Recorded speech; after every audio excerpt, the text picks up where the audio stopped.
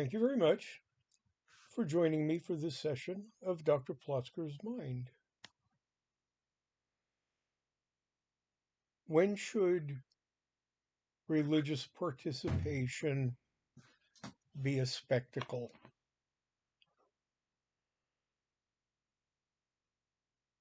I endured one last Friday night, an introduction to our Sabbath, normally low key, with a home dinner and a brief service and maybe a rabbinical message, expanded to an extravaganza with invitations to everyone who's anyone, or at least the modern senior citizen USY clique of friends of the dominant influencer. I was there. I didn't dislike being there, but it was too much. I was there because I felt obligated to be present. I know why my congregation did what it did. I can endure that type of evening. But it raises a more fundamental question, one that arises within the next few weeks as we approach Passover. We have a Seder. My Seders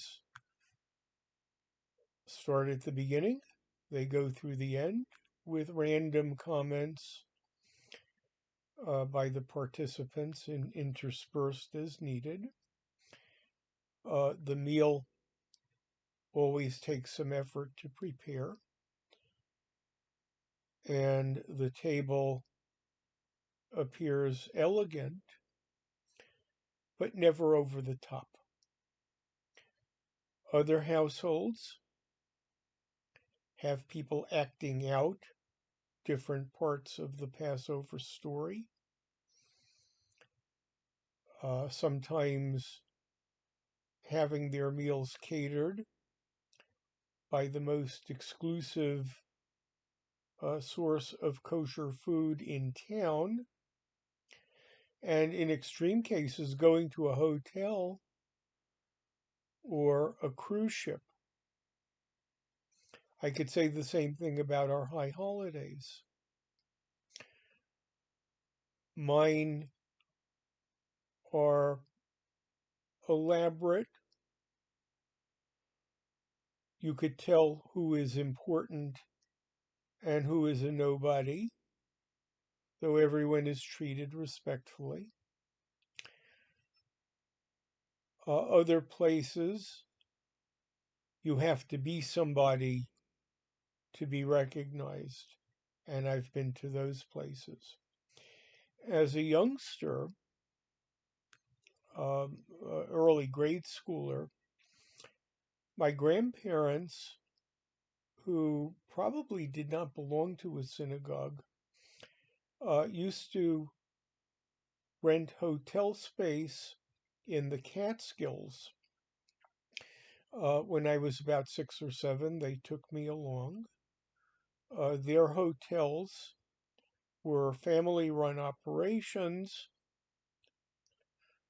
but in proximity to major thriving hotels that sponsored Rosh Hashanah services, rarely with a scholarly rabbi, more often with a cantor of local prominence, and the Chazan Noodleman, or whatever his name is, symphonic choir. People staying at that hotel would get first dibs, but people like me at surrounding lower priced hotels could come if we purchased tickets.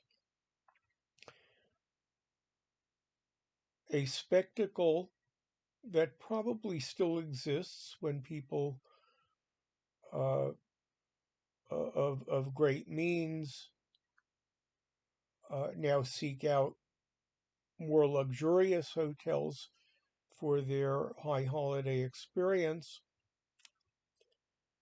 or um, elect to spend Rosh Hashanah on a cruise ship,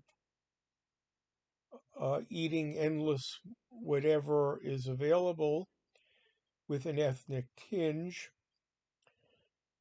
listening to a graduate of a musical seminary uh, conducting services, and then jumping into the hot tub right after. Those sorts of things are not appealing to me. Now, it is not my own religion that depends on pomp. Uh, Around Passover time, the Torah reading comes from the book of Exodus for a month or two before.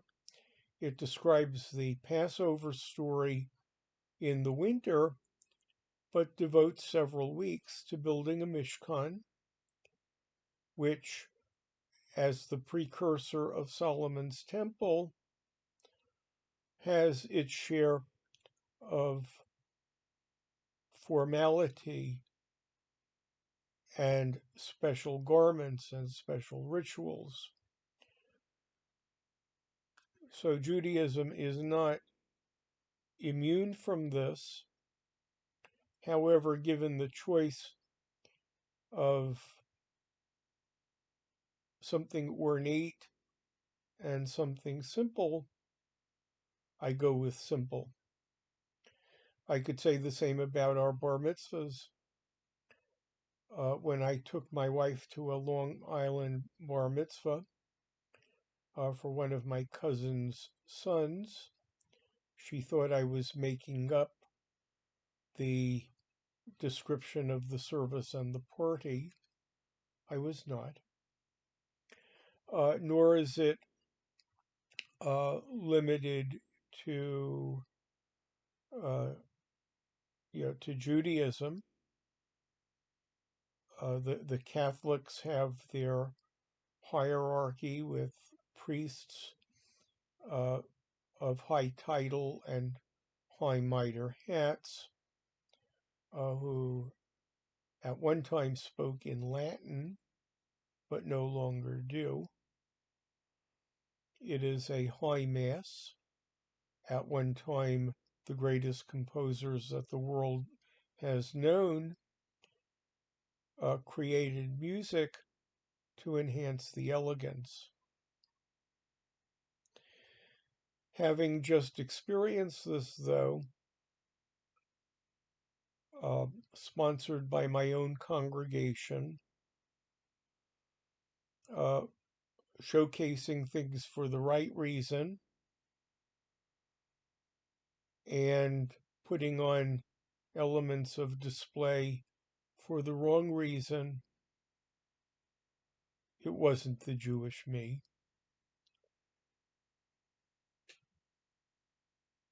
I'm thankful that it's a rare event.